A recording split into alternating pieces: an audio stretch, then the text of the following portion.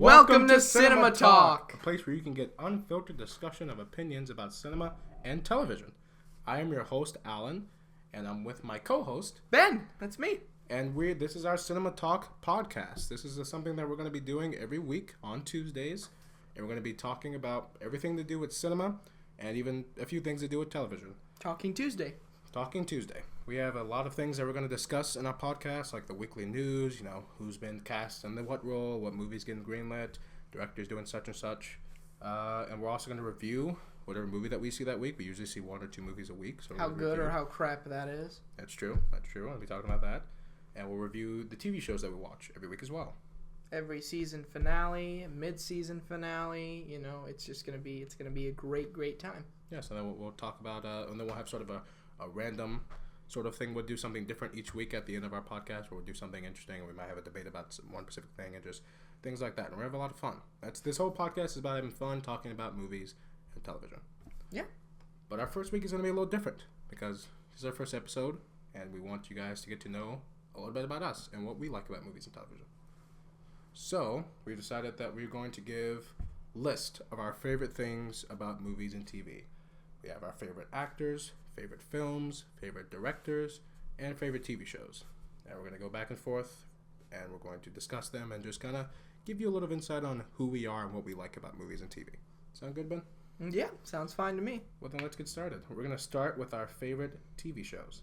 So, we're going to start off with you, Ben. We're going to do our top 5 favorite TV shows. 3 favorite TV shows. And Ben, why don't you go get started with your third pick? My apologies. For me, my favorite TV show of all time has got to be Psych. Mm-hmm. Now, at first, I didn't care for the show, and I thought it was a little bit too cheesy, But once I got into it, and once I watched more into it, I was just so excited about how Gus and Sean, they just blend together, and just each episode is different, and it's just, sadly, it ended. I'm happy that it did end on the point that it did, and I think that it ended very well. I was sad to see it go, but it's just one show that I can watch over and over again and never get bored of each episode. Interesting. I've seen a few episodes of Psych. They were something. He doesn't like Psych, but hey, it's all right. But yes, of course, that's what this show is. We each have different opinions about everything, so trust me, it's going to be a lot of that. Yeah, we're very different. Yeah. Except for both of our second favorite TV shows, I believe, is actually The Walking Dead. That's true. Which is an amazing show to me, and it's still going. A lot of people, I think this is a show that is either you love it or you hate it. I don't think that there's many people on the in-between. I enjoy this show because of how it's grown. I think that it's gotten better as you went into it, and that the characters have developed, whoever we've lost and who we've gained, and you can see the amazing transference and the maturity of what the show has brought you into, and the kind of zombie apocalypse that it is. So. Interesting. Yes, I'll give more about my opinion on the show when I talk about it on my list. So your third pick. My third pick has got to be The Flash. Now, I'm a big fan of this show. I love superhero shows. It's a very, I think it's had its ups and downs, and I've been trying to stick through it. For a while I was like, this is getting iffy, but I think that it's evening itself out now, and it's getting better. And I think that the characters, they have a little bit of development to go through, but that definitely has the potential to be one of the best superhero shows ever. So Yeah, I am also a fan of the show. I was a huge fan of the first season. The first season was one of the best first seasons of a show I've ever seen. I think it's gone a little bit downhill since, but I am still watching it. I am still enjoying it, and I do think the show continues to be one of the smartest shows on TV. And I do think it gives all the other superhero shows that are on a run for its money, because it has a good sense of fun and adventure and danger, and it's a good show overall. I do think it's a well-crafted show for sure. So, yeah, that's your top 3 favorite shows. Psych, yep. Walking Dead, and Flash. Yep. So if you want to know what Ben likes in television, it's about around those 3. And it probably will vary as time goes on. I think Psych definitely does have a solid spot up there, and it's going to be held on there for a while. But I think the second 2 may vary as we go on and how the shows progress. So, yeah. That's interesting. All right, on to mine.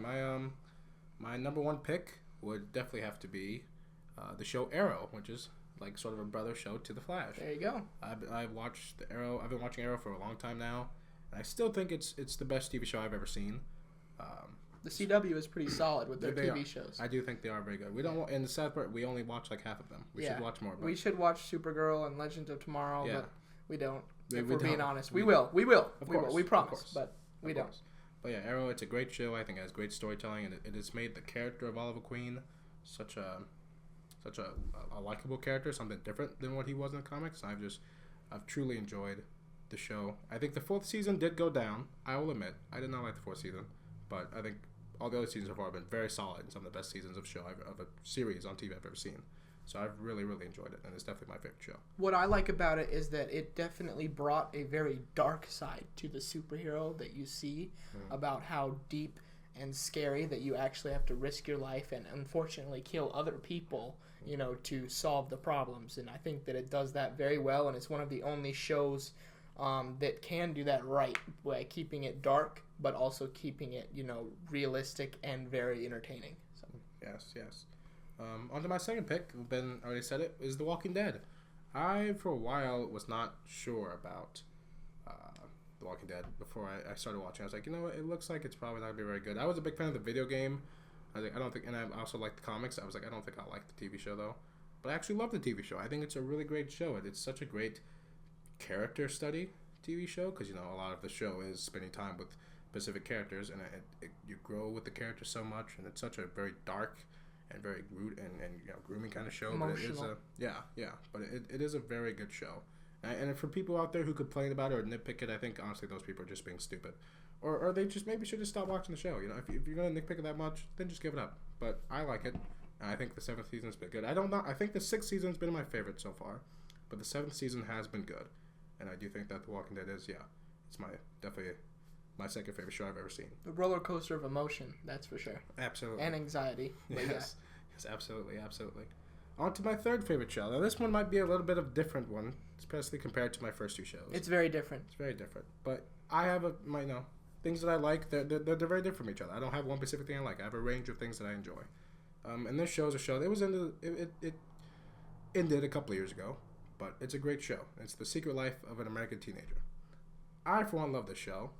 I had the unfortunate of not getting to see it while it was actually on air. I didn't start watching it until it got canceled or ended or whatever.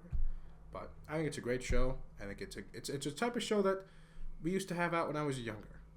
A family show that you could watch with your parents or with your friends, and it was just such a good show that told so many great emotional stories, had so many great storylines that I think a lot of people can relate to.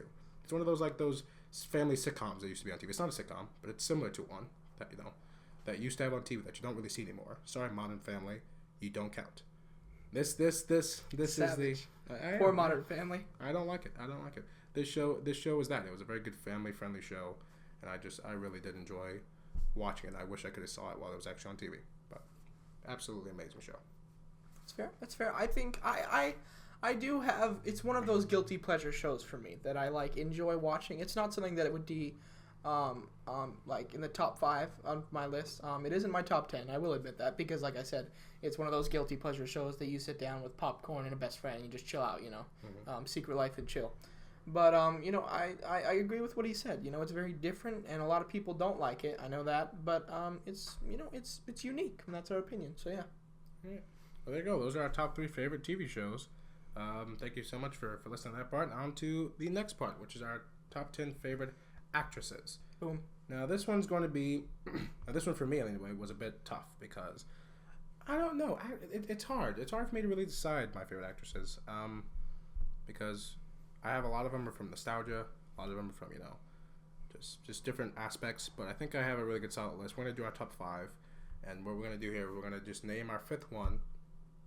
Like our 5th one on the list, and then I'll go and name my 5th one, and then you name your 4th. We'll do back 4. Sounds okay? good. Sounds good. All right, so you go ahead and start with your number 5.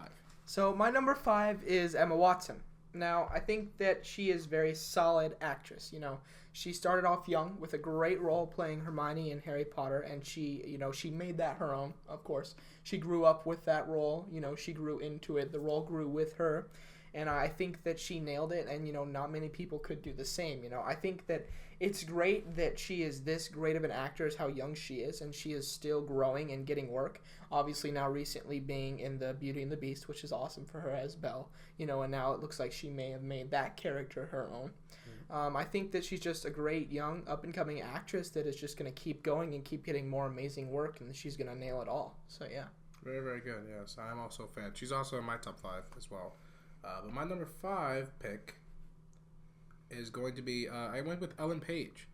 And I went with Ellen Page because, I've been a fan of hers for a while. And I think that I like her style. Like, she has a very unique style when it comes to acting. She's not one to go out there and try and play the hero or try and play the one that you relate to. She plays more of the loner, the strange one, the one that like you kind of aren't sure about. That's the kind of character she tends to play, and she does an amazing job at it. She's been in so many amazing roles and so many great films. How she's not gotten more work, I will never know. One of the most underrated actors in Hollywood is Ellen Page, and I definitely do think that she deserves a lot more work than she does. Absolutely. What's your favorite movie that she's in, Ben? Ellen Page? Yeah. It's really hard. She's in a couple that I do enjoy. I can't really pick, to be honest with you. Mm-hmm. It's too tough for me. It's too tough. Fair enough. But my number 4 is a classic to me, I think. It's Sigourney Weaver. Now, I love the Alien films. And her being... Now, in my eyes, she is the original Bad A woman. She's the original, Ripley. She's just... It's such a great, complex character and how she is. She's in, those movies. And she does so great in those kind of roles. And, she's been great in other movies. But those are the movies that she stood out to me in. That, like I said, she's like the first... woman in an action film that can just like blow you out of your mind, and I think that, she's definitely older now and she's hopefully still getting more work, and still moving up in the world. I believe she's going to be Stranger Things. Is that right? She's going to be in The Defenders. The Defenders, thank you. Sorry, not Stranger Things. Yeah. That's Winona Ryder. Yeah. I get them confused. Anyway, so I'm excited for her to be in there. She's going to be a cool villain. I think that she can...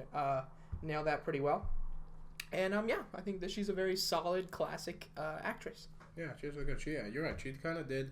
She started the whole thing of women being bad A's in movies. Mm-hmm. I think a lot of actors like Rebecca Ferguson, Scarlett Johansson, they kind of owe that to her really starting it back in the day.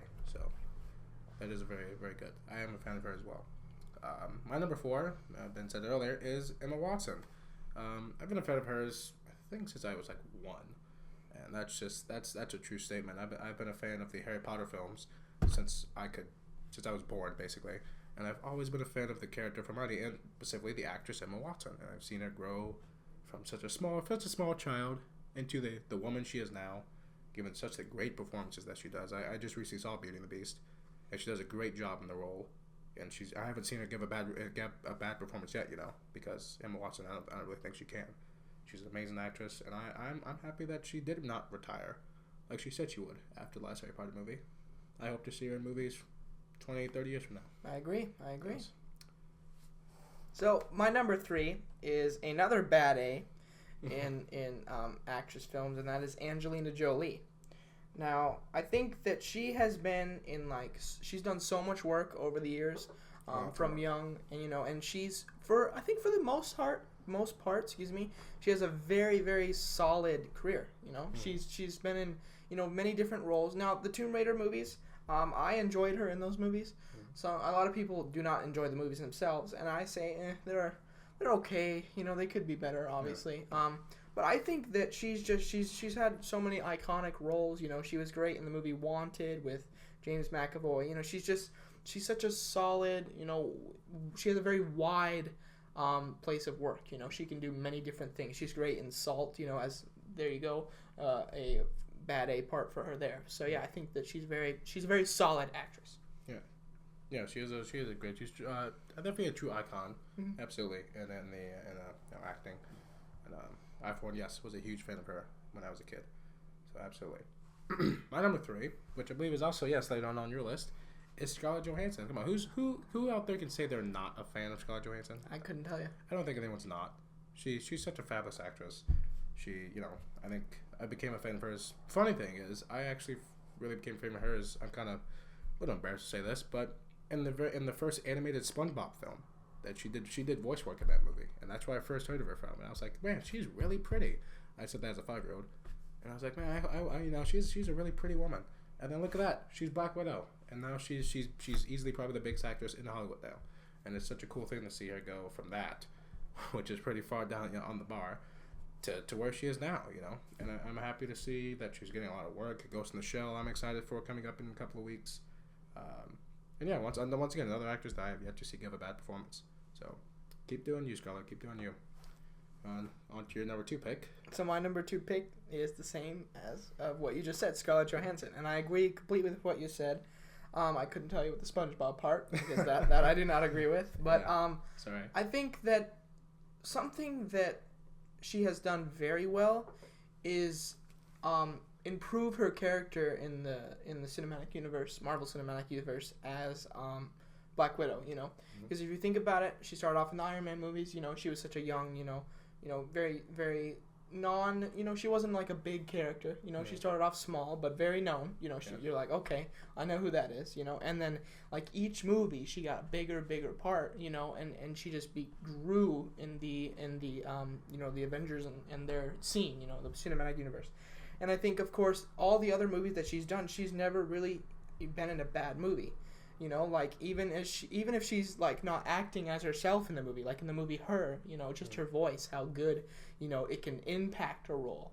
Where just a voice being in the movie and not, her physical self. So I think that she's just, again, a very solid, up and coming, still hopefully go on working for years, and be at this much fame this young in her career. So yeah, it's great for her. It sucks about the divorce. Yeah, but she probably deserves something better, if we're being honest. My number 2 pick. Now we're not getting into drama here. We're not in gossip. This isn't gospel talk. We're gossip talk, right? Nope. We're not those scary magazines like Walmart. My number 2 pick. She's also, I guess, more older actress, so she's been around for a lot longer than most, and that's Michelle Williams. And I've been a fan of Michelle Williams for a while, and she truly is one of the best actresses I've ever seen. Not just because of one specific role, but just because she's the only actress I think I can really say she immerses herself into every role she plays, and it truly takes my breath away. Certain scenes from for instance, the movie Brokeback Mountain that she was in, when she was in actually with her late husband Heath Ledger, such a great performance in that movie too. Shutter Island, opposite Leonardo DiCaprio, and it's very hard to look good next to Leonardo DiCaprio because he just steals every scene that guy's in. It's true. But she pulls it off. She does a great job with him. And Mark Ruffalo. And then next to, Casey Affleck in Manchester by the Sea, which I think she gave her best performance she's ever given in that movie. Why did she not get the Oscar? I'll never know. It's all right. Viola Davis. It's okay. It's all right. Ridiculous, but she's a fantastic actress, and I would curse anyone's name who told me that she was not a good actress, because that would be the dumbest thing they've ever said. That's the truth. All right, that's fair. Yeah. So your so my number 1 is probably not something you would expect, All right. or someone rather. So I'm excited. All right, my number 1 is Anna Kendrick. Now I like Anna Kendrick because you will see she's in my favorite movie of all time, which we will talk about eventually. I think that she's not very known. People, you hear her name, and if you're a big fan of movies, you're like, yeah, I know who that is. But I think she's like a sleeper. She's someone that's like, she knows that she's good at acting, and she's taking smaller roles. But I think that she definitely has potential to grow and be a Scarlett Johansson and be in a big franchise. She's obviously known for her the Pitch Perfect movies. She can sing. That's awesome. She can do that. And then she's in comedies. She was great in The Accountant. In that movie. She's coming out. Or she was just in that movie Table 19. She was in the animated movie Trolls. So she's got a very wide space of work. She can do different things. And it works out well. So I think that she's still she's pretty young in her career. She's only 31. So I think that it's. She can definitely move up and get better, and I've liked her in every movie that I've seen. So yeah, great. Yeah, I think she was great at The Watch. Yes, it's a good movie. Yes. Yeah, a really good movie. Yeah, she does great in that role. Anna Kendrick, nice. I like that. All right. Now, yeah, my number 1 pick is probably more. don't want to say ridiculous, but I've seen this actress in literally one role ever, and she's really well known for one specific thing that I have not even seen 1 minute of. That might be bad, but quite frankly, I don't care. My favorite actress is Emilia Clarke. Once again, yes, I have not seen 1 second of Game of Thrones. Probably never will. Maybe one day. I would like to think so one day, but you know, it might not happen. But I don't care about that, because last year I saw a movie that I saw probably the best female performance I've ever seen in my life, because not only did I felt like for the first time in a long time that the film was real. I felt like I was really watching a specific character on screen that she played in a movie, Me Before You, and it truly is just absolutely remarkable. And I think just from that one role, I'm instantly a fan of Emilia Clarke for life. And I don't care what anyone says. I think she's definitely my favorite actress. And a trailer that just came out last week. The Voice from the Stone looks terrifying, but it looks amazing. It does. It looks very interesting. Yeah, I'm very excited for that. And she's going to be in the Han Solo film, which hopefully maybe they'll make that film not be awful. She's getting work. She's getting work, and I'm proud of her. Yeah, you know what? Yeah, and yes, I'm not counting Terminator Genesis as a thing that exists. I'm not, because to me it does not. To me that film. She was good in that film. She was. So that was the only thing I saw on screen. Right. I didn't see all. There you go. Nothing else. John happened. Courtney. Nothing existed in that movie. That's except right. her. Except her. That was the only scenes I saw. Everything else was pitch black. So yeah. The movie with Vin Diesel, right? Yes. There Great. you go. Awful movie. Emilia Clarke, my favorite actress. There you go. All right, on to our next list. Now, next we're going to be doing our top 10, because I think this list deserves to do all 10, because I think that you can't just cut this down to 3 or 5. There's just too many good on this list. So we're going to do our top 10 favorite actors of all time. Oh boy. Because this is a big one. And then next we'll do directors, and then we'll do film. So yeah, so next we're going to do our top 10 favorite actors. We're going to start from 10. We do it like we did last list. So you do your 10, and I'll do my 10. So what is your 10th? So my number 10, I know some people of you are going to be like, what? He's number 10? But my number 10 is actually Arnold Schwarzenegger. All right? Now, I think that he is a very solid actor in the, his chops was like from the 80s, 90s and up, and I think that was his prime, obviously with Predator, Commando, all that kind of stuff. And I think that he did wonderful in those movies. He was the big buff, action hero, last action hero, literally. So I think that, those iconic movies are just, he's such a known actor. Like, you hear his name, you're like, yeah, I know who that is, He became a governor, from how popular he became, He didn't do very good at it, obviously, but we're not getting into politics. Anyway, he's such a solid actor, and when you hear his name, you're like, yeah, he's got some great movies under his belt. Yes. So, yeah, very good. I was a really big fan of Arnold Schwarzenegger when I was younger. Definitely Terminator 2 is one of the greatest sci-fi films I've ever seen, for sure, and he does a great job in that movie. So good for Arnold. So my 10th favorite actor of all time, and this is really good, because this guy this year blew us away. Yes, gave us the best performance of his career, and that's none other than Hugh Jackman himself. The guy can act. It's as simple as that. He's a class actor. He's done multiple roles. I mean, come on, Wolverine, definitely the best thing he's ever done.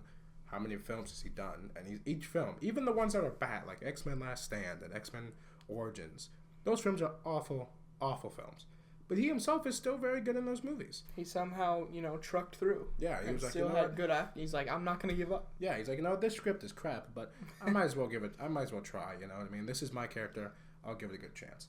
And of course, I'll speak more about Logan later on, as you'll see. But he does an amazing job in that movie. His last performance is Wolverine. Dang it, I wish it wasn't true, but it is. And he brings such a nice emotion to that role. And not even just with Wolverine, but several films he's given amazing performances. And the guy truly can't do anything. And I'm excited to see him he's doing a musical next. I'm excited with Zac Efron. I'm excited to see that. So good for you, Jackman. I really like that guy.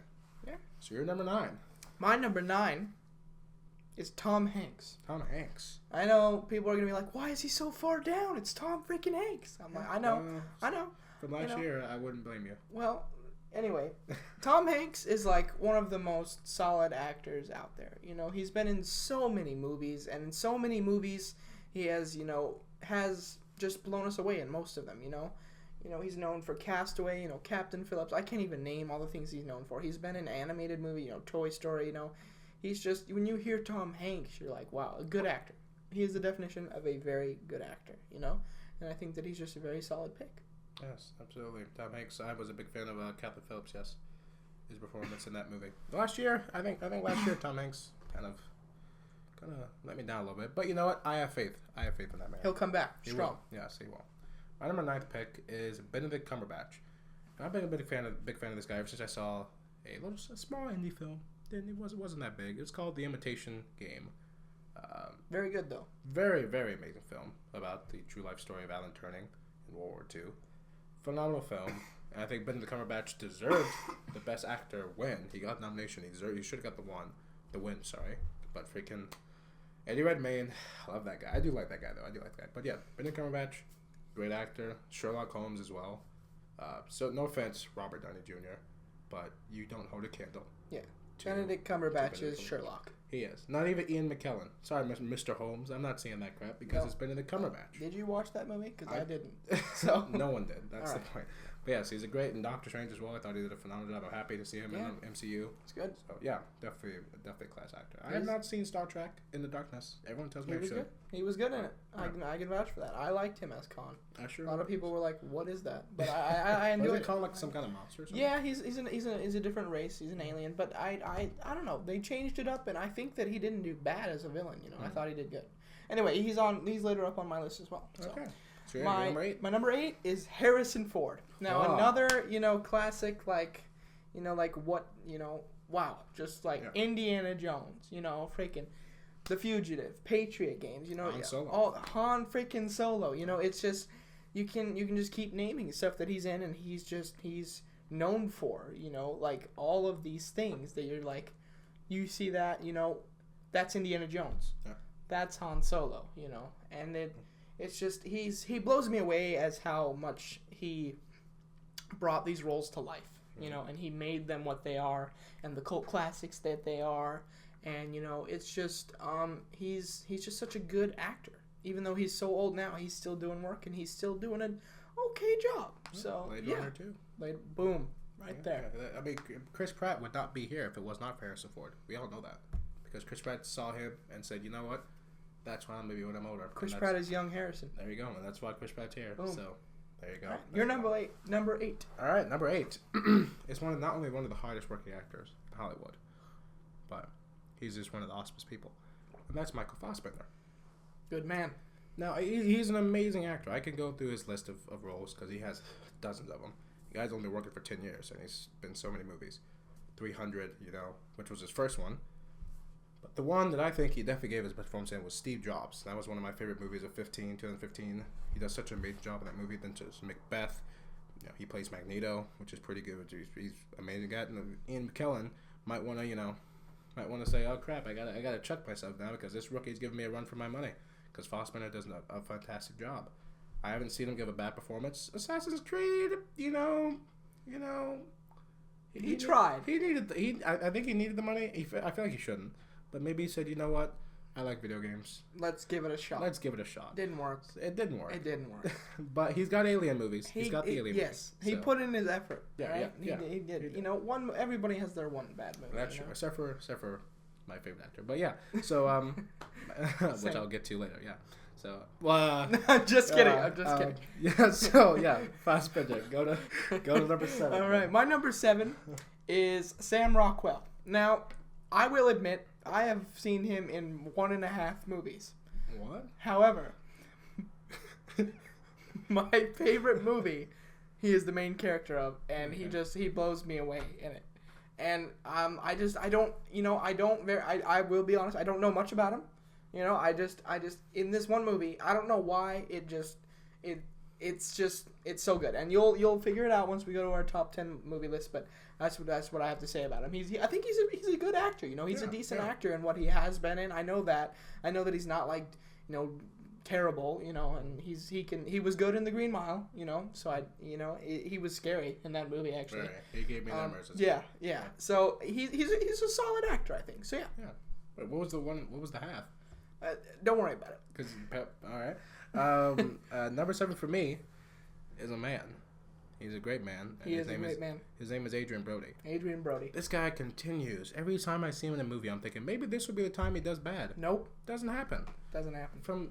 His best movie is The Pianist, which is and you'll see that movie on my top 10 favorite movie list because it's such an amazing film, and he steals that whole show. The whole show in that movie.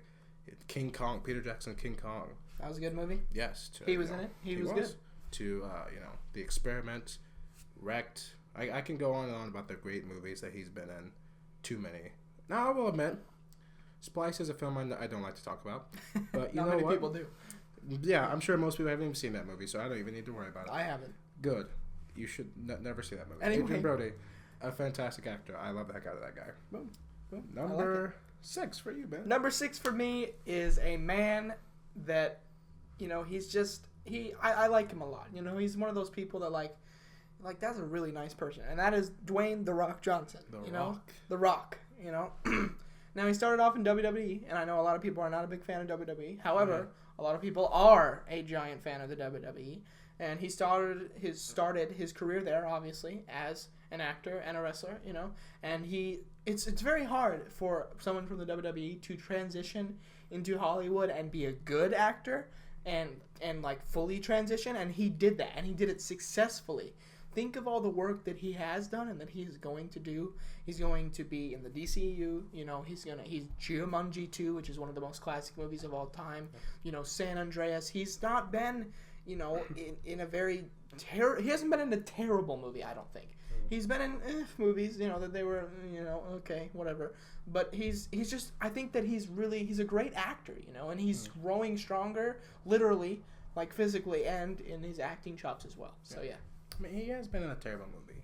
He's a great actor. You know what? Yes, that is true. I forgot about those movies because I tried to. There's more than one. Yeah, we anyway. But the Rock, because think about that guy's schedule. The good outweighs the bad. Yeah. But that guy's schedule. He's shooting Baller season 3 right now. Yeah. I think immediately afterwards he has to shoot the Skyscraper movie he's doing, and he has somehow as a child too. Yeah, he has Journey 3 and he's so much stuff that guy's doing. Rampage, and then freaking Doc Savage. Apparently that's the thing he's doing now. I don't know when that guy sleeps. Apparently he doesn't, because he wakes up at 4 a.m. to go to the gym every morning. But he's a monster, and I like him. Literally. I do like the guy. Number 6 on my list is Gerard Butler, and I really like this guy. I actually love this guy because I've seen him in so many amazing films. I mean, probably his best would be 300, considered by most people. I really like the movie. I don't think it's his best, but I know a lot of people consider that to be his best, and he did do an amazing job in the film. He did. My personal favorite would be a film that not a lot of people liked, but I think those people are stupid, and that's The Phantom of the Opera, because it was a phenomenal film. Whoever thinks that film isn't good just obviously can't appreciate the classier things in life, because it's an amazing movie, the best soundtrack of any film. Yeah, I'm looking at you, Star Wars. Sorry, you're just not good enough, and it's such a great film. He does such a great job in that movie. And another actor that I haven't seen give really a bad performance. He's a law-abiding citizen. It is a great movie, and he is a great actor. Absolutely. Give the guy an Oscar. All these actors deserve Oscars, to be honest with you, but half of them don't even have one. It's true. Yeah. So you're number 6. All right. Sorry, you're number 5. My number 5 is, again, another very classic and well-known actor that has, as he got older, went into a kind of a slump. I think, in my opinion, he did go into some bad things, but I still think that he has potential, kind of. But anyway, his prime was when he was younger, and there's Bruce Willis. Obviously, when you think of him, you're like, all right, John from the Die Hard movies, McClane, and then of course, The Sixth Sense. He was unbreakable. He was trying to think of how to say this right. He was a bad A, yet you see him as like a normal man. Like, he's not like big and muscular and scary, like he's not like Arnold Schwarzenegger or anything. Yet he's a great actor in what he does, And I think that for his prime of his career, he did not do much wrong. He has had his slump as he's gotten older, but I think that he's just, of course, one of the most classic and iconic actors, to be. So yeah. Fair enough. All right, my number 5 pick, I'm gonna leave that alone, is such a great actor. He's actually, I think he might be the only actor on my list. I might be wrong about that. No. He might be either one of the 2 or one of the 3. The only actors on the list actually has an Oscar. It took him way too freaking long to get it. The guy finally got one. It's Leonardo DiCaprio. I don't know. Once again, another actor. I can't see how you don't like the guy. He's not only charming, but he acts without even trying to act. Like he gives a performance without even really trying to do it. Like every scene he's in, your attention is fully on him because it's just how great he is. I remember I saw The Great Gatsby not too long ago with him and Tobey Maguire. I'm a big fan of Tobey Maguire, and I think he's a great actor. But I was like, man, Tobey, you standing next to Leo in a scene, Blown out of the water. It's just not good for you. You can't handle that. That's just too much next to you. Because you're just like, sorry, Tobey, I don't care about you anymore. Because Leo's on screen. He steals every scene he's in and every movie he's in. He's been doing that, and he's been doing it for almost 2 decades now. Yeah. He's in countless great movies. Catch Me If You Can, Titanic, which I'm not a big fan of, but it's definitely his biggest movie. And then to the more recent ones, Wolf of Wall Street, The Revenant, The Shutter Island, Inception, which is one of my favorite movies of all time. He's a really great actor, and dang it took him too long to get that Oscar, but I'm just happy he hasn't, and I think he should get another one. He deserves it. And he probably will. He better. He better. Number 4. My number 4 is, you had said this man earlier, Benedict Cumberbatch. I think, as you said, I basically agree with most of what you said. It's great. I'm happy that he got into the Marvel Cinematic Universe. He was great. I first met him in, actually, I believe it was Star Trek Into Darkness, but recently after I saw The Imitation Game, and I was blown away by his performance in that movie. I was hoping and begging and praying that he would be casted as Doctor Strange. And he was. And I was elated. I was so happy. I was like, finally, dream come true. And he blew me away in that movie. He did great. That movie was, scary for its special effects, And I think that he's got more work, He is Sherlock, he's great in a show too. He shows you that he can do anything. So yeah, I think that Benedict Cumberbatch. Great actor. All right, my number 4 is the only black person on either of our lists. But no, you had The Rock, didn't you? You had The Rock. Yeah, he counts. Right. He counts. He counts. He's half. I'll give him that. The only. Don't criticize me for that. Okay, fine. The only black person on my list. There you go. Which I don't know if that's a good or bad thing, but it's just how it is. It's all right. He's a solid black person. So. Absolutely, and that's Will Smith. I've been a fan of this guy literally since I was born, because I grew up watching this guy in Fresh Prince of Bel-Air. If you don't know what that is, best show. You're missing out on life. And to see him go from such a crazy, funny sitcom show like that to darker roles that he's done, like Concussion, and Collateral Beauty, things like that he's done more recently, even to more of in the prime of his career, like Hitch and the Purpose of Happiness, The Pursuit of Happiness. My apologies. He's just done so many great films on the line. Action movies too. Action movies from I, Robot, Bad Boys, Hancock. I Am Legend, which is one of my favorite films of his. That is a good one. Suicide Squad, even Suicide Squad, just recently. He's done so many great movies. So and even in movies that are not necessarily good that he's in, he's always great in them. Like Suicide Squad is an example of that. I didn't like that movie, but I thought he was the best thing in the movie, and I really do like. I know he can't give a bad performance. He's just oozing with charisma, and the guy he carries every scene he's in. I mean, even for I remember watching the press conference and the panels for Suicide Squad. Like all the other actors, you can tell they all were so not confident in this movie that none of them were even talking about it. He was like, someone would ask Margot Robbie a question, and he would have to answer it for her because she wouldn't say anything. They'd be like, so what was it like playing Harley Quinn? And she would say nothing. He'd be like, oh, well, I think she had a fun time. And it's like, come on, guys. Does Will have to carry this whole thing for everyone? Come on. It's just how it is because he's such a great professional. He's a great businessman. He was going off the edge trying to help his son a little too much at one point. But you know what? I think he's finally back on track. He said, no, screw you, Jaden. I'm tired of trying to make your career better when you don't want to make it better. I'm going to focus on me. And that's what he's doing. And that's why I love him. Boom. There you go. So number 3. We're getting down to the gritty. We are. My number 3 is Heath Ledger.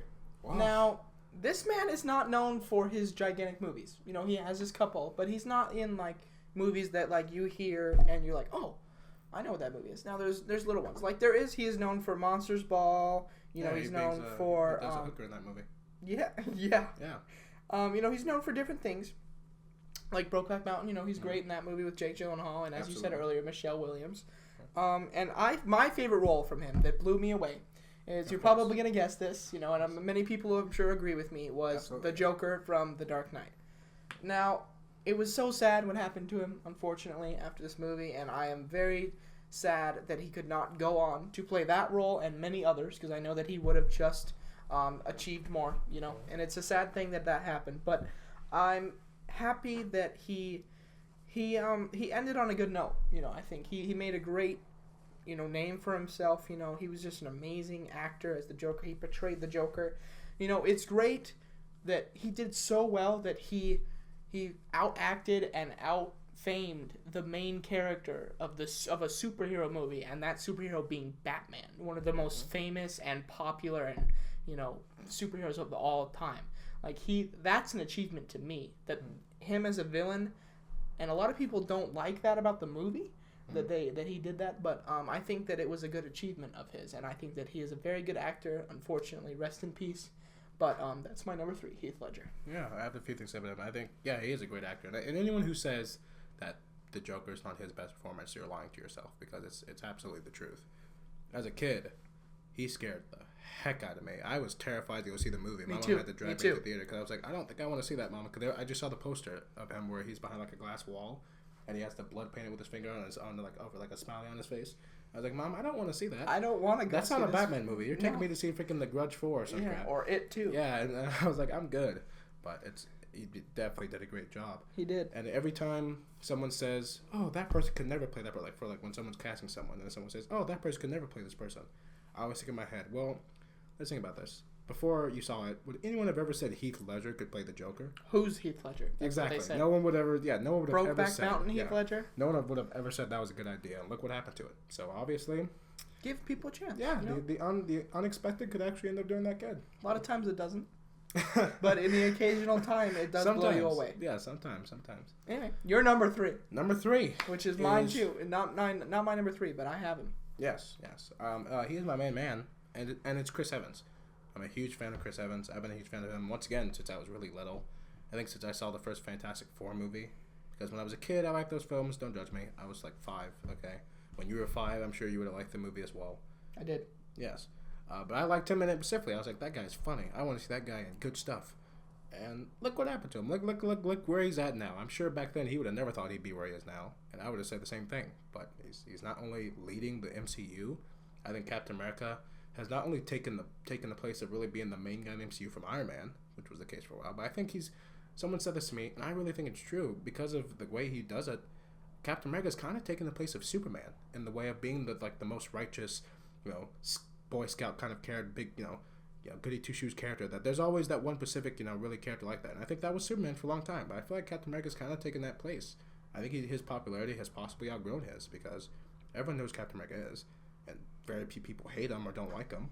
And he's such a positive figure. I mean, there's literally like a 7-foot statue of him built somewhere. I don't know anything about that for Superman. So obviously Captain America's doing something right, and that's because Chris Evans can play him better than anyone. Boom. And the day that's over is a day you never hear from me again, because we cried ourselves to sleep. I would have jumped off of a roof. So there you go. go. Now I'm probably gonna have to agree with everything you just said, since my number 2 is Chris. You're number 2. Chris Evans. I'm gonna agree with everything you said, and I'm gonna add that I think that he can do all that stuff and yet still drift down to the smaller movies. The smaller indie movies, as in Gifted, that's coming out, which I am escalated for, dude. I can't wait. Yes. And Snowpiercer a few years ago. Yes, and I know it's gonna be great. I'm excited. I think that he can bow down, he can lessen his stardom, yet to act in just be great, and he is great. Fantastic. You're number 2. My number 2. This one, boom. will make a lot more sense when we go down my movie list. Yes, but it's Daniel Radcliffe. I am in love with this guy because he's such a phenomenal actor. He's literally in love with him. I am.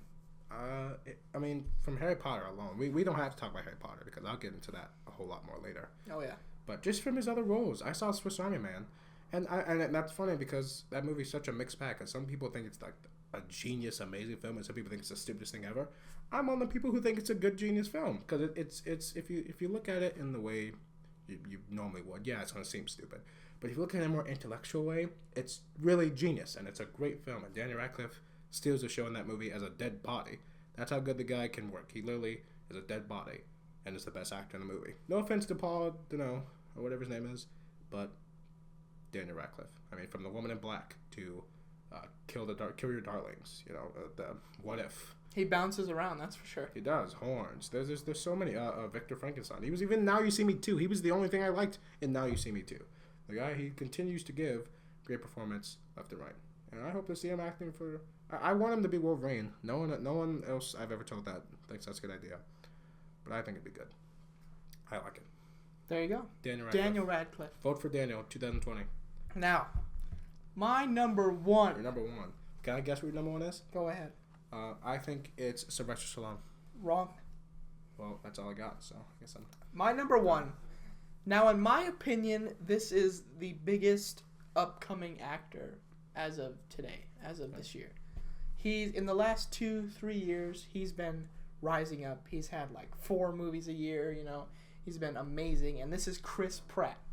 Chris Pratt is my favorite actor of all time. I think he's great. You know, he's hilarious. He's a great person as a person out of acting. You know, he's very nice to his fans. You know, he's in the Marvel Cinematic Universe. He's in the Jurassic Park universe. You know, he's been on a great TV show called Parks and Recreation where he was the comedic relief. And it shows that he has dedication from being a chubby guy on that show to being the slaughterhouse muscular man that he is as Peter Quill and the handsome man that he became to be as Owen in Jurassic World. You know, and I think that he does have his small faults, you know, in his movies that he has done in the past. He was a small, annoying person in Wanted, you know, that got his teeth knocked out. I actually liked him in that movie. I did too. He was that likable douchebag, you know. But like I think that he is growing, you know, for the things that he has to come. Good Lord, I think he's a mini Harrison Ford, you know. He should have been Han Solo. Rest in peace. But hey, you know, that is my favorite actor of all time, and I think that he's the greatest, you know, upcoming talent, in my opinion. So yeah, yes. Chris Pratt. Good for Chris Pratt, yeah. My mom's in love with him. Yeah, many moms are. Many moms are. All right, good for Chris. So number one, Chris Pratt. All right, number one. Boom, boom, biggest guy in the room. Go. Wait, let me guess. I got this. Okay. Jackie Chan. You got it. I knew it. Freaking love Jackie. No, it's not. Oh, I right? do like Jackie Chan a lot. He'd probably be in my top 20. But no. I mean, his name is close to Jackie. It's Jack. Who is it? Well, that's not Jack. It's Jake. Sorry. Who? It's Jake Gyllenhaal. Jake Gyllenhaal. Wow, Jake Gyllenhaal. Who is, to me, the greatest actor to step in front of a camera. If Alfred Hitchcock was still alive, he'd say, I want that boy in front of my camera. Because that's the man that knows how to act. He'd say, sorry, Jimmy Stewart, move aside, because this is your replacement. Because Jake Gyllenhaal, this guy, he acts. It's similar to Leonardo. He acts, and he feels like he's not even really given any effort. He's just like, he's born to be an actor. Once again, I've yet to see a bad performance. Every movie I've seen, I'm like, man, that's an Oscar-worthy performance right there. Every movie that I've seen him in, always top-notch performance. How the heck he has not even been really fully nominated for Best Actor? I don't understand it. They nominate Matthew McConaughey like every other year for whatever bullcrap. They freaking nominate Denzel for whatever crappy movie that he puts in every few years. They nominate that guy, and it's like, no, you nominate Jake. You nominate Gyllenhaal. Why was he nominated for Nocturnal Animals? Beats me. Why was he not nominated for Southpaw? Beats me. Nightcrawler. Beats me. Prisoners. I don't know what to do anymore. That's several years. He could be nominated each year. He's not. He doesn't. And I will admit that every movie I have seen him in, he has blown my mind. Absolutely. Like his acting chops and performance just like if I meet this person in real life, I would be scared of him because I wouldn't know if he was in character or himself. I love because he's a method actor. He's a chameleon. He takes me back. He reminds me a lot of Marlon Brando in his prime because he's such a chameleon. He adapts. He has his character and he becomes that character, and he adapts to the role and he becomes that person. Like for instance, look at Jake Gyllenhaal in like a movie like Everest, and look at Jake Gyllenhaal in like Southpaw, and then look at Jake Gyllenhaal in Nightcrawler. Those are 3 different people. Those 3 people are not the same people. They don't even look the same, but apparently they are. I was like, really? Is that they're all okay? They're all Jake Gyllenhaal apparently. I was not aware of that. They all look different. They all talk different. In the movie Prisoners, this is such a small thing he does. He even like blinks weird in that movie. That's just a random thing he added to his character, to himself, because that's just how Jake Gyllenhaal works. I'm not going to praise him for 20 minutes, but best actor ever. He definitely. I definitely could, but definitely that's a favorite actor. Good pick. Thank you. All right, so that's our favorite actors. There you go. On to our favorite directors. We'll do top 5 favorite directors. All right. Yeah. So you want to start? Sure. Why not? All right. Number 5. My number 5 is Quentin Tarantino. Wow. Now, not many people like this guy because really? He's very scary and bloody and gory, and he has a very sick mind. That's true. However, I love that about him. That's what makes him unique. You know, he has his very own. He made his own circle. You know, all his movies are unique. You know, you see that? That's a Tarantino work right there, you know. Yeah. Kill Bill, Hateful Eight, dude, like Pulp Fiction, like all these movies, you're like, wow, that's, you know, Tarantino did that. Tarantino did, you know, you can tell. He like watermarks his movies, and you know. And I think that's what makes it great about him, that he doesn't try to be like other people. He's just like, you know, this is how I feel it. This is how I see it. This is how you're going to see it. It may be scary, terrifying, and blood may come on you, but, you know, this is how it's going to be. And I think that's what I respect about him. Yeah, he's not afraid to do whatever he wants. No. That's true. Great director. He's in my top 10. He's a great director, Quentin Tarantino is. My number 5 is one of the most revolutionary directors of our generation, and that's Christopher Nolan. Boom. And once again, another guy. Who does not like Christopher Nolan? The guy he's amazing. And I know everyone will say, "Oh, he's amazing because he did The Dark Knight." I'm not going to say that. I personally like him for everything he's done but that. I think Inception. I was a fan of Interstellar. Some people weren't. I, for one, thought Interstellar was a great film. I mean, from even earlier films like The Prestige and Memento. You know, he's done so many great films. Batman Begins. I even like that one. He's done so many great movies, and he's going to do, you know, Dunkirk next. That's coming out this year, which I'm so excited for, because I was like, man, you know, it'd be good if he did a World War II film. Look at that. He's doing one, and I don't know how anyone could not be excited for it. So, Christopher Nolan, I hope that guy continues to work for many, many years to come. Because not only is he a great director, he's also one of my favorite screenwriters. But yeah, the guy is definitely an amazing director. Now I'm going to have to agree with you. He's my number 4. You're number 4? Yeah, he's my number 4. And Nice. what you said, excuse me, what you said, I agree with. However, I did like The Dark Knight. I did not necessarily like the choreography and the Batman and the hockey pants. But I did like his directing and his cinematography. You know, I think that he definitely also has his own kind of, you know, you can tell that's a Christopher Nolan movie. Like you said, Interstellar, Inception, which is an amazing movie. He's very unique as well, as Tarantino is, and he's a very solid, and, you know, if you're like as you said, I am very excited for Dunkirk as well, to see his style of war, you know, and I'm elated that he's still working and probably will work, you know, far and wide. So yeah. Nice. Yeah, very great director. Mm-hmm. My number 4 is the greatest horror film director currently working today, and that's James Wan. I mean, come on, no one can make a horror film today like James Wan. The guy, he always knows what he's doing.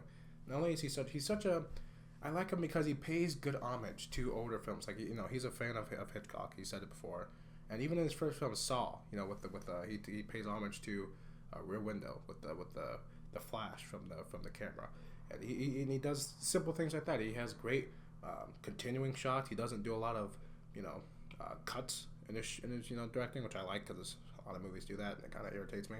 He has great continuing shots. He builds suspense like nobody's business.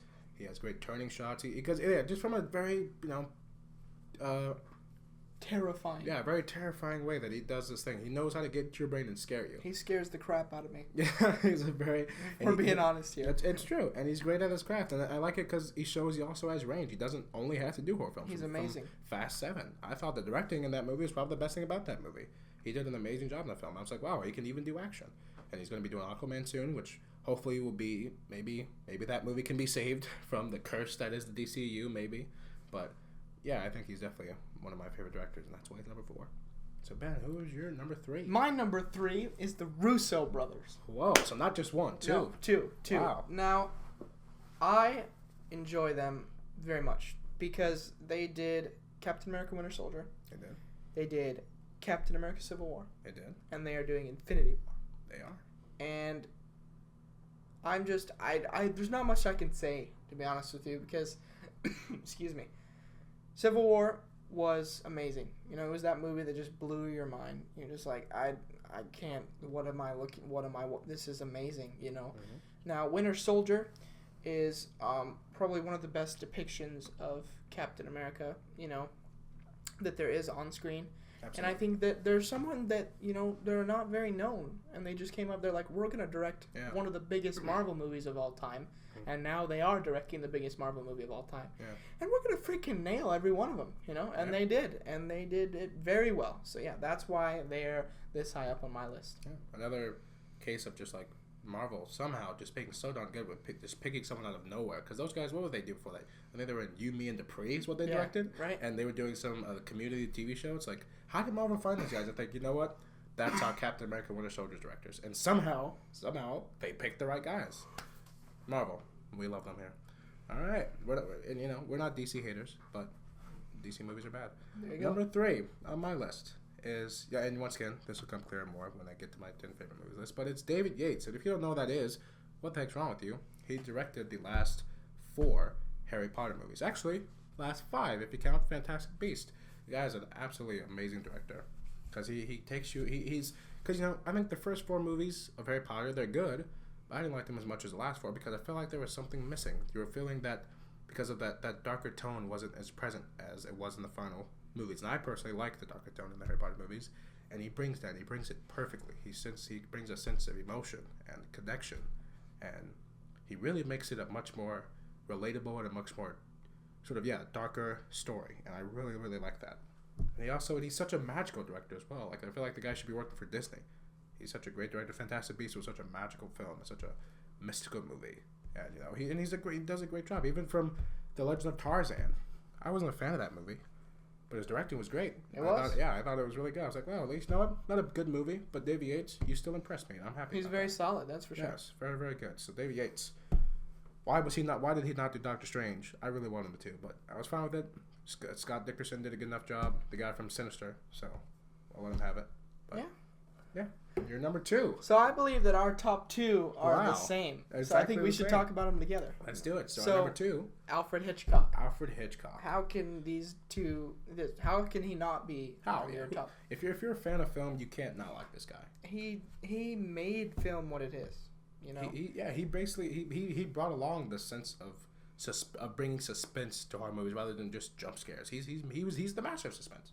He is. Yes. And he made horror movies, or even thriller films, whatever you call them, into what they are today. Psycho is personally my favorite, but I'm also a huge fan of Rear Window, because I think Rear Window took me more by surprise than Psycho did. I was like, there's no way this movie's going to be scary. But by the final scene, I was like, Frank, I'm freaking scared right now. How the heck did he make... Sweating? Yeah, I was like, how the heck did he do that?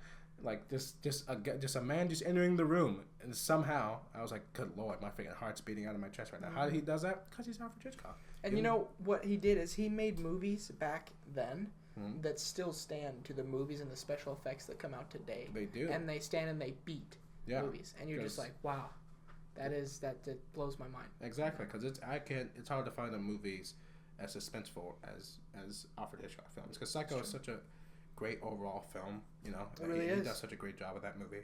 Such a solid film. There's not a lot of horror movies that take time to develop characters anymore. That's the true. thing. Yeah, because his movies, they were scary, but you knew the characters by the end of the film. It's like, oh, there's a demon in the wall. Now you're going to go into another dimension, die, and then come back, and you're done. And then everybody dies at the end of the movie. You're just like, okay.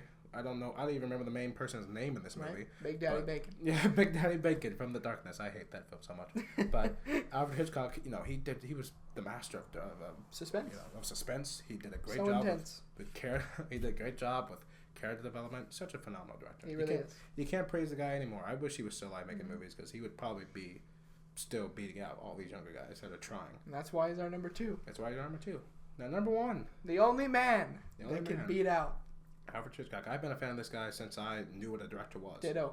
Because I think I heard his Who name hasn't? before. I was like, Steven Spielberg, who is our favorite director. I was like, I like that guy. I didn't know what a director was, but I saw his name in front of movies. I was like, he must do something good. He does something with these movies. He does good. And I was like, oh, he directs them. I don't know what that means, but he does a good job at whatever it is. Right. Because these movies are good. Steven Spielberg. I mean, come on. List of movies. E.T., Jurassic Park, the good one. No offense to Saving Private Ryan. Saving Private Schindler's Ryan. List. Schindler's List. Catch Me If You Can. It's just... The BFG. I liked the film. Bridge of Spies, is a recent one. Yeah. Lincoln, a War Horse, Indiana Jones. Of course. Freaking Indiana Jones. War of the Worlds. You name all these movies and you're like, wow, you're right. Jaws, which is my personal favorite. Jaws, thank you. Artificial AI, AI. It's just, he does everything. He does every genre, and he nails it, and he's still going strong. Exactly. He was a producer on the Back to the Future movies. He can't, it's hard for him to do wrong, even when his movies, because, there's a couple of his movies aren't necessarily great, but his directing is still good in them, you know. And he's once again he's one of those guys that he doesn't let anything take him down. He's still working good to this day. I'm still excited whenever a Steven Spielberg movie comes out. I'm like, well, this is an event. I have to go see that. Indiana Jones 5. Indiana Jones 5. I didn't like the last one, but I'm like, you know what? Steven Spielberg's name on it. I have to look forward to it. There you go. Because it's him. He's such a magical. I swear, I don't know why I don't know why it took him so long to do a Disney movie. The BFG. I was like, thank God. Yeah. Why he not? Sadly, done that Disney movie got overshadowed. D.I.A. Yeah. I love that movie. DOA. Sorry. I love that movie. I did. I like it a lot as well. I thought it was really good. I don't know. I think they're just stupid. But anyway, Steven Spielberg. There you go. Ready Player One. I'm looking forward to it. Boom. All right, on to the big list, which we've been amped up. You know, we've been anticipating this whole time. It's time for our main course, and we're going to go through our top 10 favorite movies of all time. Now, this is going to be big because It's gonna be big. As a fan of films, I've seen probably hundreds and hundreds of movies. So this was a bit tough. I see usually probably almost 100 movies a year.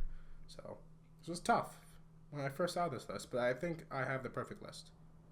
And do you think yours is ready to go? I do. I think it's ready to go. Now, I have to say, before I do go through it, is the top 4 movies came out in 2016, and I know, came out, and I believe a lot of people are going to be like, what? You can't, that's not, but that's my opinion, and now 2016 is the first year that I actually, completely 100% cared about movies, you know? Mm-hmm. So it's the movies that I started, and I'm sure they will change.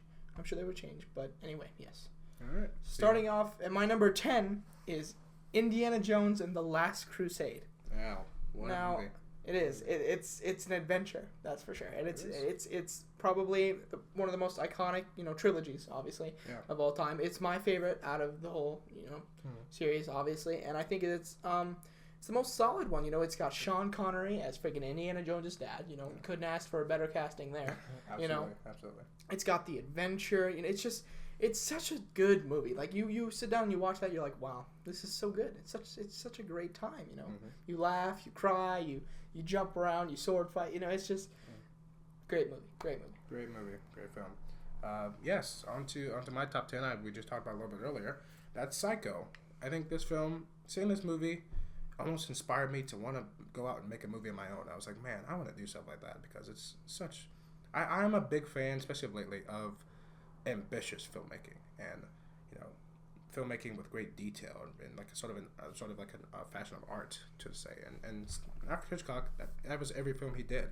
Specifically, in my opinion, this one, very ambitious filmmaking, and that's funny then because this is one of his later films. But man, the guy does such a great job with it. It's such a great complete film. There's no. Usually most films have the good moments and their not so good moments. I never got bored watching this movie. There was no moments where I thought, man, I wish the movie was going faster or not moving so slow. Fully connected the entire time. It just kept you with it. Yeah, it's such a great movie. And once again, it's just scared the heck out of me. And I was like, wow, that's pretty crazy. And that's the thing because he scares you without having to use demons or a ghost. It's just a normal psychopath. Power of the mind. There you go. So Alfred Hitchcock, Psycho, my 10th favorite movie of all time. What is your 9th favorite movie? My 9th favorite movie is the final great movie of the Harry Potter series. That is Harry Potter and the Deathly Hallows Part 2. Mm-hmm. Now, I was introduced by you to these movies, and we watched all of them together, and I liked all of them. But the last one just completely blew my mind. My brain was laying on the bed next to me after it was over. I was like, wow.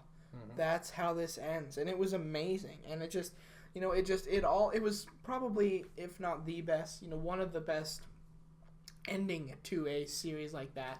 That I don't have any words for, to be honest. It was just really good. It was amazing. Nice. I'm not much of a fan, but I like that. Don't lie. Don't lie. Just go to your number 9. Number 9. My number 9 is The Pianist. I mentioned this movie. A lot of these movies we've mentioned earlier. But yeah, The Pianist, because as a young boy, I think I saw this movie when I was 6 or 7 or so. You're like, what is that? I was like, Mom, what are you watching on TV? And she said, I'm watching some Holocaust movie. I didn't even know the name of it. And I was like, what the heck is the Holocaust? Because I was 6. Sorry, I didn't know about really big things like that when I was younger. And I sat down and I watched this emotional story of this Polish man just having such a hard time. That doesn't justify it. Having a hard time. No, basically trying not to be murdered by Nazis for a good 2.5 hours. so much suspense because like every other minute he's like running away or he's just able to climb over a wall in time before he's seen or just able to climb the window. He literally spends 5 minutes trying to open a jar of pickles because the guy's so hungry, and you're just like, man, I really hope he opens those pickles, and he never does, and it's so sad. I was like, man, he wanted those pickles really bad. That was really sad. It's such a great movie, and it just pays homage to, not homage, but necessarily it shows how tough things were for it was real those times. Yes, and it's such a great movie, and it's directed by Roman Polanski, who I really wish still did stuff because he's a great director. I don't know. I think it's because of the whole kidnapping thing he got into, blah blah whatever. But I wish he was still around because I like that guy. There you go. The pianist. Now my number 8. Great.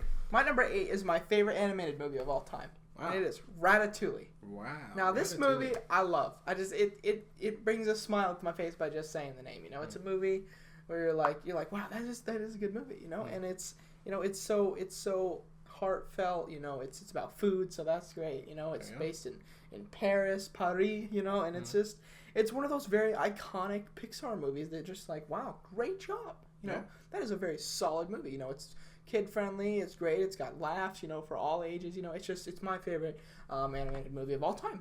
Yeah, it is a really great movie. I love that movie a lot as a kid. It is really good. All right, my number 8 is Brokeback Mountain. We mentioned this film earlier as well. I love this movie. I saw it because I was a big Jake Gyllenhaal fan. I was like, well, I'm gonna try and see all of his movies. I was scared because the only thing I knew about this movie is that he was in it, the Joker was in it, and apparently they were gay. And that scared me. I was like, I don't know if I'm ready for all that. Okay, it's rated R, so I don't know how this is going to go. But let's see how it is. And I was not prepared. I was not prepared for the emotional rail ride that I went on while watching this movie. And I hate it now. I hate when someone calls, is it that gay cowboy movie? Because it's not. It's not a gay cowboy movie. It's an emotional story about two men that just happen to fall in love. And quite frankly, if that's not how you see it, then you're a terrible person. So there you go. That's all I have to say. But a great movie, great performances by the entire cast. Anne Hathaway actually being good in the movie, that was a surprise. And that was one of the first movies I remember seeing Kate Mara in as well. So great film. Heath Ledger, Jake Gyllenhaal both did a great job. And I can't speak more good things about that film. Ang Lee, I didn't think he could do a good movie after seeing Hulk, but I think he just should not do superhero movies. Keep him to the romantic dramas. Keep him away from our comic book movies because he's actually good when he wants to be. There you go. There you go. My number 7. Number 7. This is the Marvel movie that made me love Marvel. Wow. Guardians of the freaking Galaxy. Guardians of the Galaxy. You're now, one of those. I saw this movie. I was like, that's freaking Chris Pratt from Parks and Recreation. That's Andy from Parks and Recreation. What is he doing? Now I'm a big sucker for old music, classic music, and I'm an old soul, as my dad tells me.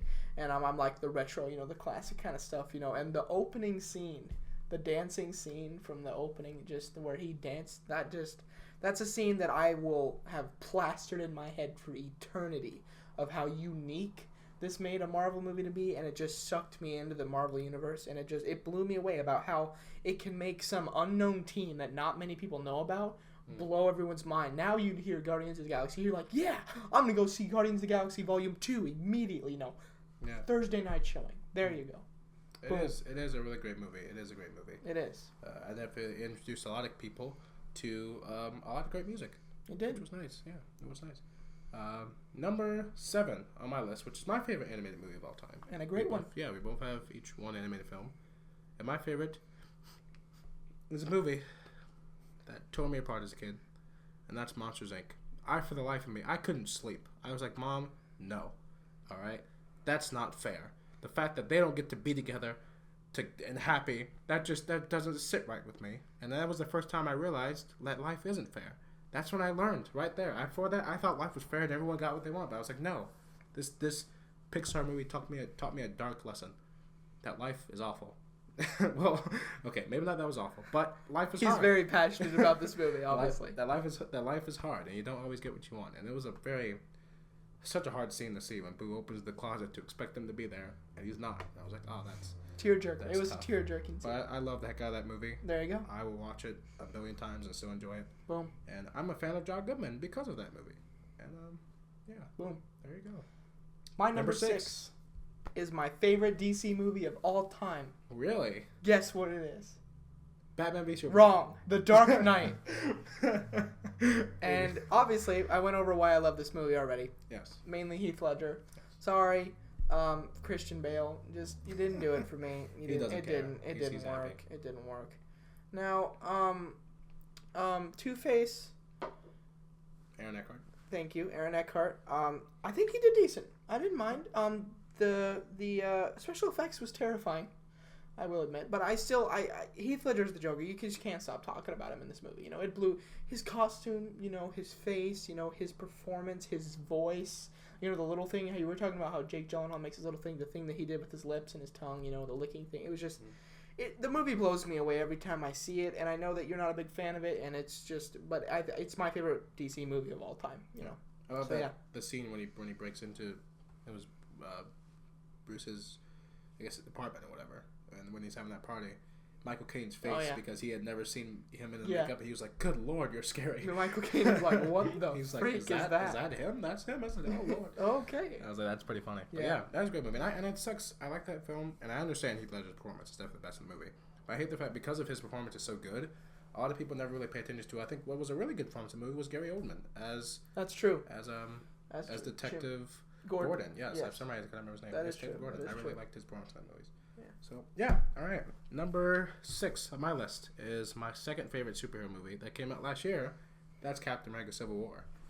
Now this movie, you know, it's hard not to just go on for 30 minutes about it because there's so many good things in this movie. Spider-Man, Black Simple, Panther. simple but sweet. Yeah, it's a great film. I think it's the best movie in the MCU, absolutely. And it tells such a great story, and it's not only it's faithful to all the characters. It does all the characters justice. Each character gets a good moment to shine. Introduce new ones. Yes, Black Panther, Spider-Man, even Ant-Man, even though he'd been introduced, seeing him with the team was really nice, and I really liked it. I thought Tom Holland was amazing.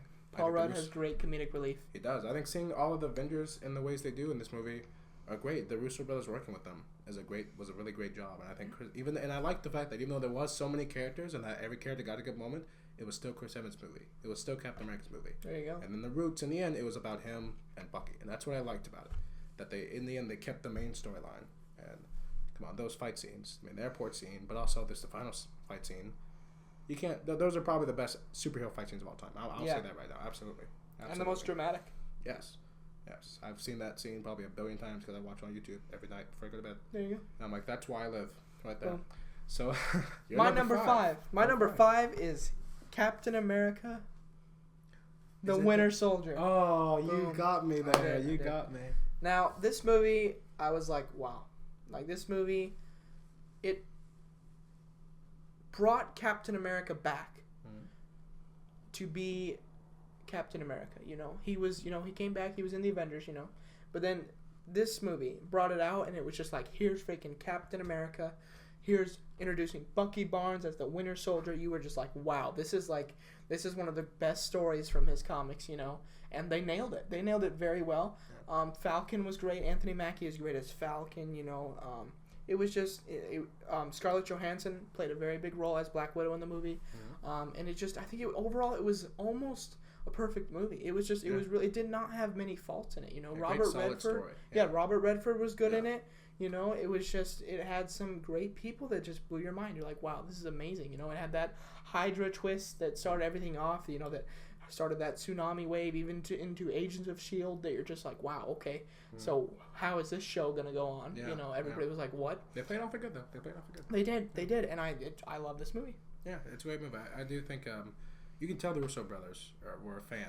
They were great. Of Captain America as a kid. Like, they could tell as a kid, they were like, man, that's a cool guy. And Special place to them. And they saw the first Captain America movie and the Avengers, they were like, you know what? Not cool enough. That outfit, no. His action scenes, no. We can do that cooler. And they just, you can tell they were like kids playing with action figures. They're like, this needs to be as cool as possible. And they nailed the freak out of it. And they did. They made Captain America, they made me a fan of him. Because I did not even like Captain America before I saw this film. And I was like, wow, hello. That guy is actually really freaking cool. I need to get more into that guy because they really now made he's your favorite superhero? He is. Because they really make Captain America cool again. I like that. All right. Number 5 on my list is Inception. Boom. Once again, Christopher Nolan. My favorite film by him. I love this movie just because it's so complicated, and I love the fact that it's complicated. I love the fact that he doesn't dumb his storylines down for his audience. He's like, oh, okay, I'll explain everything by giving some character to do a bunch of exposition. No, you figure it out along the way. Just try your best to pay attention. And I still don't know what happened in the movie. A lot of people say that. I was like, did you like Inception? Like, I did. I don't know what happened. But it was a great movie. It was a great movie. And that's what's good. I like it. And I like that because it's a great film. The acting is amazing. The direction is great. That fight scene with Joseph Gordon-Levitt in the hallway while the hallway is like turning. Come on, you can't get better than that. It's just such a great film. And it's such and I like it so much because it's an original idea. And it's such a great creative idea. That I love the film also mostly because of its screenplay as well. Christopher Nolan, I believe his brother, helped him write this movie. Such a creative, just original idea for this film that I've never seen before. More filmmakers should be doing things like this. I hate the fact that every movie feels so cliche. It feels so, I've seen this a million times. Why is there not more movies like this? Where it's like, wow, I've never seen anything like this in my entire life. And that's amazing. That's a creative, original idea that they just thought up and they made into the film that it is. That's why I love it so much. More films like Inception. Write that down, Ben. Write that down while you give me your number 4. All right. My number 4 is Captain America Civil War. Oh! We just talked about it. It was did. great. You know, it brought in, Tom Holland as Spider-Man. It brought him to be them. Everybody loved it. You know, when that trailer dropped at the end, everybody flipped. You know, you and me both fell out of our chairs and almost killed ourselves on accident by doing that. And I know that I did. I hit my head. I was bleeding. Chair. Yeah. It was mind-blowing. It came out. Chadwick Boseman did amazing as Black Panther. I couldn't have asked for anything better. Yeah. A lot better than I thought he would do, actually. Yeah. A lot better than I thought he would do. Yeah. And I think they nailed it. They really did. They hit the hammer right on the head. Like you said, the Russo brothers they're a great, team. And I hope that they freaking slaughter Infinity War like they did. I 100% believe they will. That's the thing I love about it so much, that they're so good. You can be so confident. Yeah, I'm not even worried. I'm like, you know what? I don't care. This is gonna be great. Yeah, there's no way they don't do this amazingly. There you go. So because they so far, I have no reason to doubt them. To knock out of the parks, So absolutely. Your number 4. Our number 4 is a film no one's ever seen, and maybe 3 people have ever heard of. But I freaking love the heck out of it. I'm one of those 3 people. There you go. And that's The Perks of Being a Wallflower. What's that? It's an amazing movie from 2012. It's based off a book by Stephen Kowalski, I believe is how you say his name. And he is an amazing screenplay because he turned his book into a screenplay, then he also directed the movie. And the guy is such a talented guy because he tells such a really great, emotional, in-depth story that really just draws you in. And you feel so connected to every character, mainly Logan Lerman's character in the film. The cast does a great job, including Logan Lerman, Emma Watson. This was her first thing after Harry Potter. And I was like, well, she has a good career ahead of her because that's an amazing job. Ezra Miller, I don't even like that guy, but he does a great job in the movie. Mae Whitman, why has that woman not got more work? Beats me because she also does she was in The Duff, but no one cares. But it's one of those sleeper movies. It's a very solid movie that no one's heard of. That's true. That's true. More people should watch it. More people should see this movie because it's a great coming-of-age movie. And Stephen Kowalski, he's gotten work. I'm happy that he's gotten work off of it because he actually was one of the screenwriters for Beauty and the Beast. There you go. I was happy about it. He's also doing his own movie Wonder with Owen Wilson. He's doing something. I'm happy that he got something from this because he's keeping it up. He's keeping it up because he absolutely deserves it. All right. We're down to the top 3. Top 3. Your number 3, sir. What is it? Now, all these 4, your top 4 are from 2016. So what is your number 3? Hacksaw Ridge. Hacksaw Ridge. Mel Gibson. I saw this movie in theater, and it no words for what I saw. I was like, this is amazing. Now, in my opinion, this is the best World War II projection that I've ever seen. We'll see how Dunkirk is. We'll see if that leads up to it. But Mel Gibson just did a wonderful job as this. Obviously it was nominated for different things. Andrew Garfield was amazing in it. He did a great job as the main character. Should have won the Oscar. It was definitely a different face for him that you're just like, wow, good job, Andrew. You didn't do Spider-Man pretty well, but you can do this. You can do this. Yeah. Teresa Palmer, which is amazing in the movie, she blew my mind. I was like, wow, okay. Yeah. It was just, I don't remember his dad's name in the movie, but he's a great actor as well. Vince Vaughn. Vince Vaughn. Thank you. Not being in some crappy comedy movie or Delivery Man. Freaking, they're trying to play Norman Bates. Yeah. Oh. Yeah. Anyway, Anyway, it's just it blew my mind of how amazing it was, you know, and it was just based off a true story. Mm-hmm. That's, you know, someone actually nailed a true story movie, and it was mind blowing. And Mel Gibson really outdoes himself in this movie. Yeah. Absolutely, yeah. He does. It is a great film. I loved it because, you know, because it's such an exhausting film because it just wears you down by all the things this poor guy going through. For the first night that he's on the ridge, when he's on there for 2 days in a row, carrying people down, and then after he comes home, he's bruised, beat up, and exhausted. I love the fact that he's go up again. Go right back in. Because I like that. Because that's how it was. You didn't get time to rest. You didn't get time to relax. Back in. You get a Rice Krispie treat. Yeah, they give you. Please, Lord. They give you a Rice Krispie Help me treat, get one more. and a slap on the balls. And Help me get one more.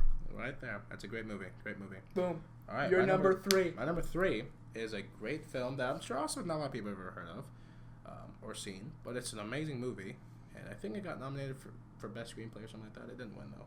But it was Prisoners, and Prisoners is an amazing, amazing movie. I love the heck out of this film. If you don't know what it is, it's a great detective film starring Jake Gyllenhaal and Hugh Jackman. I mean, come on, how could I not love it? 2 of my favorite actors right there. But it's such a great emotional story, such a dark and gruesome story. And if you know anything about me, I love dark, gruesome movies. I like anything dark and scary and dramatic. You will learn that. Yeah, it's just me. I don't know. Maybe because I'm an awful human being on the inside, but that's just what I like.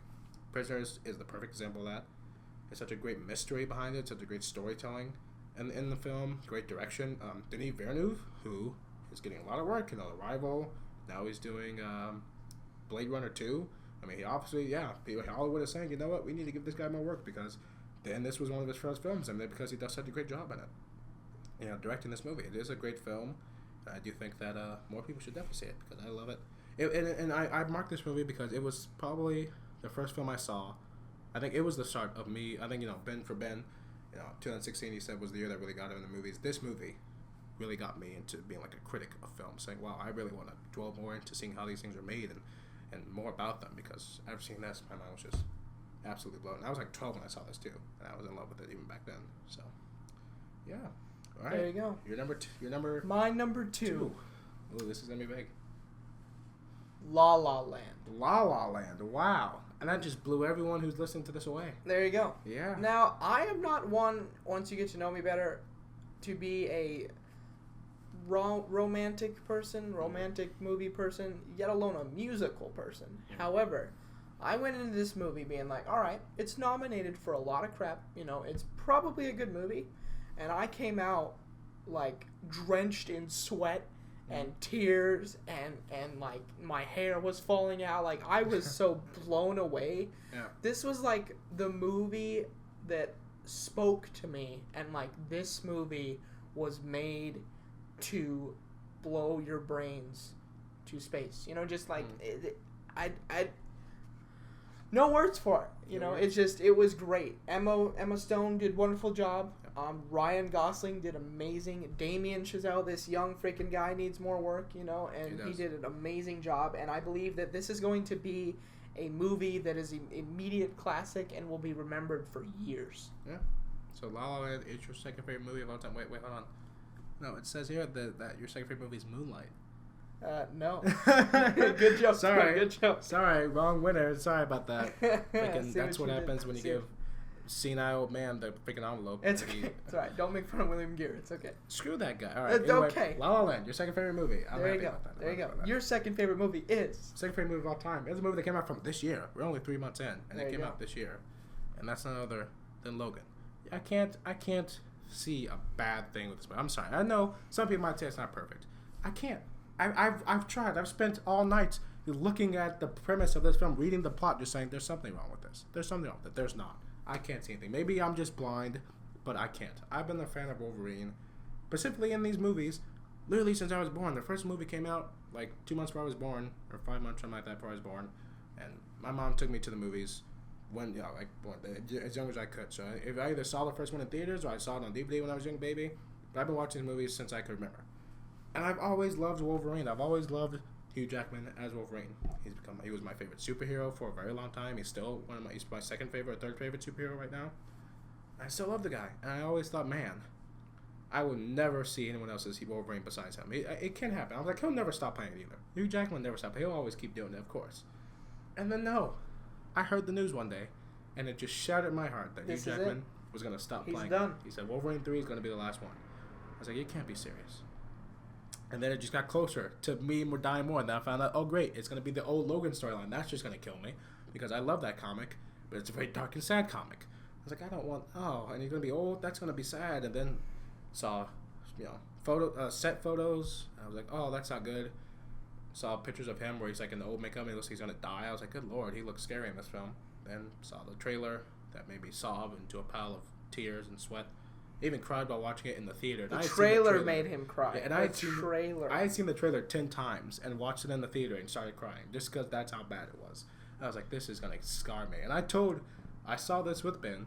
And I said, Ben, this movie is gonna kill me. It's gonna scar me, and I'm never gonna. And see it did. afterwards. It did. And it has. I was very angry too because he soaked popcorn. The popcorn that I bought, soaked. My Like, it was tears It was drenched so. it. And popcorn is freaking expensive. I'm sorry. I told But you it's not to let fine. me hold It's it. fine. It's fine. I said I was gonna die. Well, you needed it. You were like, please, I need something to distract me. And it didn't work. But it's fine. I forgive you. It was worth it. It was hard. I'm not gonna spoil it in case you haven't seen it because I know it only came out this month. But the last scene, of course, Amazing.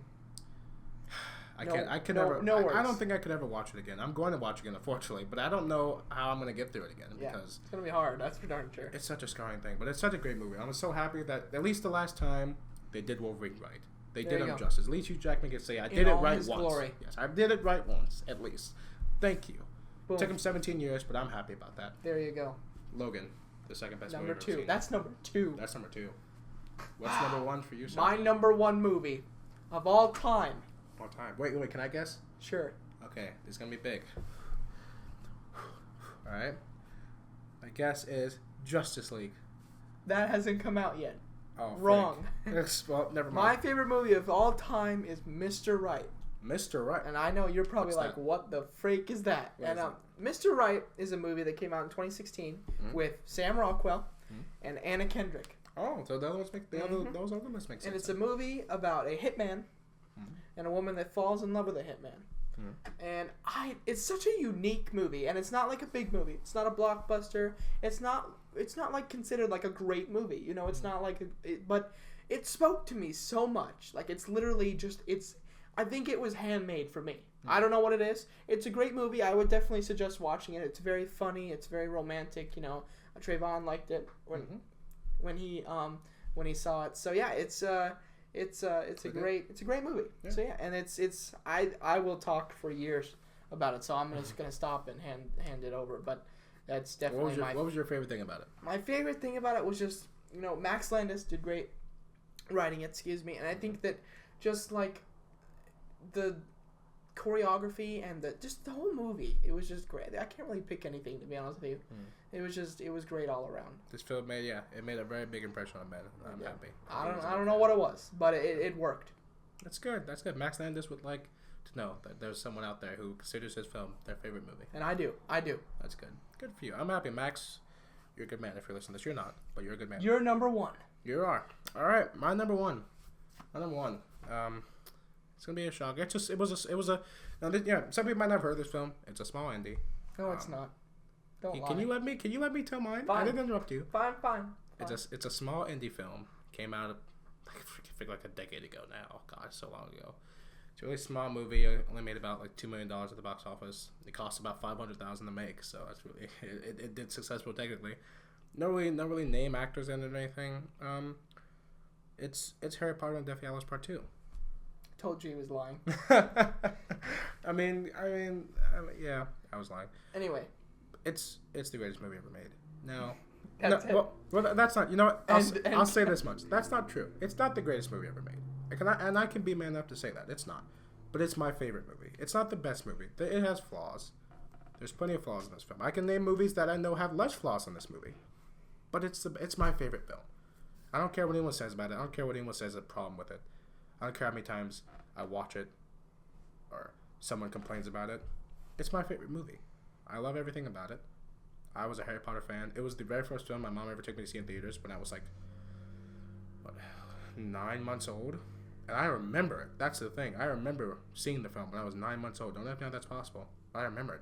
And unlike most people that cry and crap themselves while they're watching the movie, I was fully immersed. My mom said she didn't understand. I didn't whine. I didn't make a noise. I was just fully locked into the movie screen the entire 2.5 hours. And that's because I loved it. Even back then, even as a 9-month baby, I still love this movie. Oh, the first one. And ever since they've come out, I went to the theaters every time to see each one. I loved each one more than the last one. And this one was absolutely my favorite. I'm not going to go to what my favorite thing was about it because, like, Mr. Right, there's too many things to name. Yeah. It's just too good of a movie. But I will praise this film to anyone who asks me about it. And I don't care if you don't like it. I do. So there you go. So there you go. That's us. There you go. That's just a little bit about us, about what we like and how we feel about certain movies. But thank you guys for watching this, or listening to this anyway. I hope you guys enjoyed Cinema Talk, and this is our channel intro for it. And I guess, as always, keep watching, keep listening, and we'll keep talking. Have a good day. See you later, guys.